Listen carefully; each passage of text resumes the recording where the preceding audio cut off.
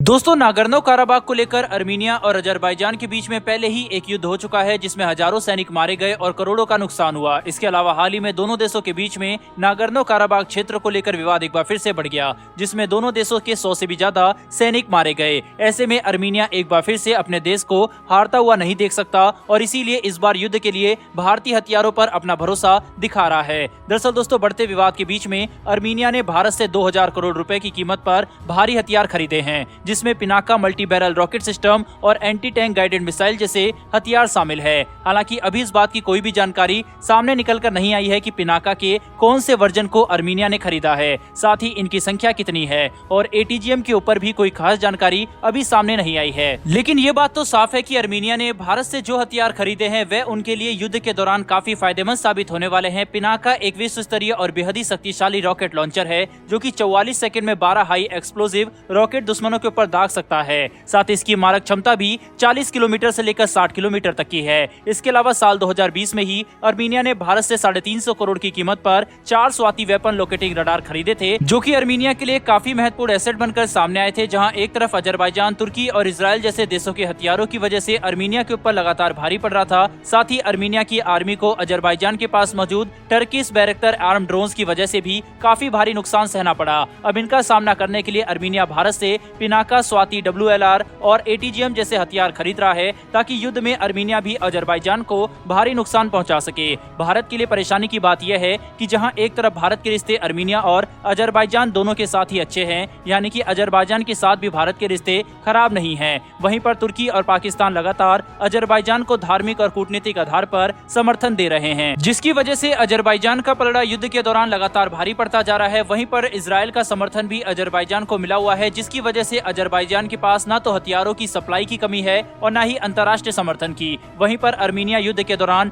लगभग पूरी तरह से अकेला पड़ चुका है। जहां एक तरफ अर्मीनिया का सबसे बड़ा साथी रूस भी यूक्रेन के साथ युद्ध में उलझा हुआ है, वहीं पर भारत अर्मीनिया को खुलकर समर्थन नहीं दे सकता क्योंकि अजरबैजान के साथ भी हमारे रिश्ते खराब नहीं है। वहीं पर पश्चिमी देश अर्मीनिया का समर्थन इसलिए नहीं कर रहे क्योंकि अर्मीनिया रूस का एक काफी नजदीक मित्र मुल्क है। ऐसे में अर्मीनिया के पास केवल भारत इकलौता ऑप्शन बच जाता है जिससे वे ऐसे हथियार खरीद सकता है जो कि अर्मीनिया के लिए अफोर्डेबल भी हो, साथ ही जिनकी क्षमता भी काफी ज्यादा अच्छी है। भारत के पिनाका रॉकेट अर्मीनिया को युद्ध में काफी सहायता देंगे, जिसकी वजह से वे अजरबैजान के फॉरवर्ड पोस्ट और सप्लाई लाइंस को भारी नुकसान पहुंचा सकते हैं। वहीं पर स्वाति रडार भारतीय हथियारों के इकोसिस्टम को युद्ध के दौरान सपोर्ट करने का काम करेगा ताकि युद्ध में अर्मीनिया इनका इस्तेमाल अच्छे से कर सके। बहरहाल दोस्तों, बढ़ते हमारी दूसरी खबर की तरफ। तो दोस्तों, रूस, यूक्रेन और अर्मीनिया अजरबैजान के युद्ध में ड्रोन और लॉइटरिंग म्यूनिशन जैसे हथियारों ने एक काफी अहम भूमिका निभाई है। इसे देखते हुए कई अफ्रीकी देश भी ऐसे हथियारों को खरीदने में अपनी रुचि दिखा रहे हैं। लेकिन जहां एक तरफ रूस के ऊपर कई सारे आर्थिक और सैन्य प्रतिबंध लगा दिए गए हैं, वहीं पर चीन के साथ भी कई पश्चिमी देशों और अमेरिका के रिश्ते अच्छे नहीं हैं। वहीं पर इसके अलावा रूस के हथियार मेंटेनेंस और स्पेयर पार्ट जैसी समस्याएं खड़ी कर देते हैं, जबकि चीन के द्वारा दिए जाने वाले हथियारों की क्वालिटी इतनी घटिया होती है कि इनका इस्तेमाल करना और न करना लगभग एक बराबर है।